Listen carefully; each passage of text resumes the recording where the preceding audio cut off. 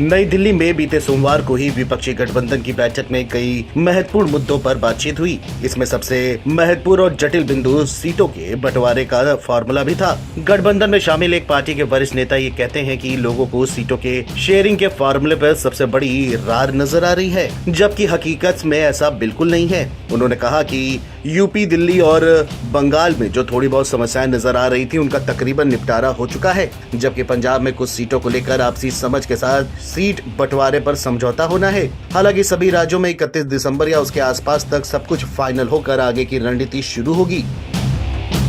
विपक्षी गठबंधन की बैठक में तय हुआ है कि 31 दिसंबर तक सीटों का बंटवारा होगा। सियासी गलियारों में अब इस बात की चर्चा हो रही है कि आखिर 10 दिन में ऐसा क्या होगा कि गठबंधन के भीतर सीटों की शेयरिंग का फार्मूला तय होकर सभी सीटें घोषित हो जाएंगी। वहीं गठबंधन से जुड़े पार्टी के नेताओं का ये कहना है कि गठबंधन की बैठक भले लंबे अरसे के बाद हुई हो, लेकिन सीटों की शेयरिंग का फार्मूला पहले ही तय हो चुका है। अब बस उसे लागू करने की तैयारियां शुरू होंगी।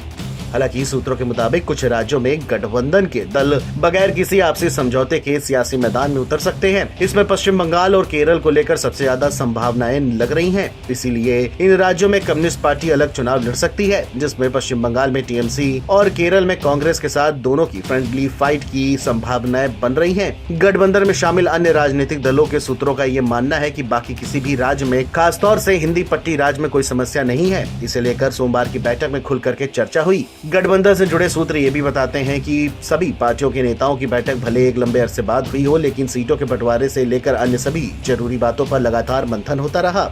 गठबंधन ने जिस तरीके से सभी दलों को एक साथ ला करके केंद्र सरकार और उनकी नीतियों के विरोध के लिए बड़ा मंच तैयार किया है, उस पर सहमति पहले भी बनी थी, लेकिन 5 राज्यों में हुए चुनाव के चलते इसे आगे के लिए बढ़ा दिया गया था।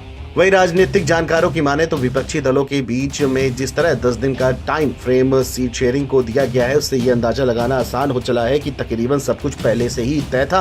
रही बात चर्चा की, तो सोमवार को ही बैठक में राज्य इकाइयों के माध्यम से पूरी करने की शुरुआत हो गई है। इसके अलावा जिस तरीके से जनवरी तक गठबंधन के नेताओं ने सभी तैयारियों के साथ चुनावी मैदान में आने की योजना बनाई है, वह भी तकरीबन पहले से तय थी।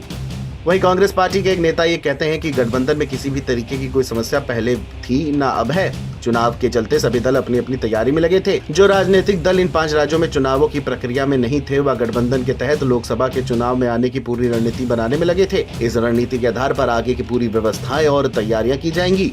अब देखना ये होगा कि 31 दिसंबर तक सीट शेयरिंग के फार्मूले को लेकर के जो बात कही गई है, क्या वह सच साबित होती है या इसमें भी समय लगेगा।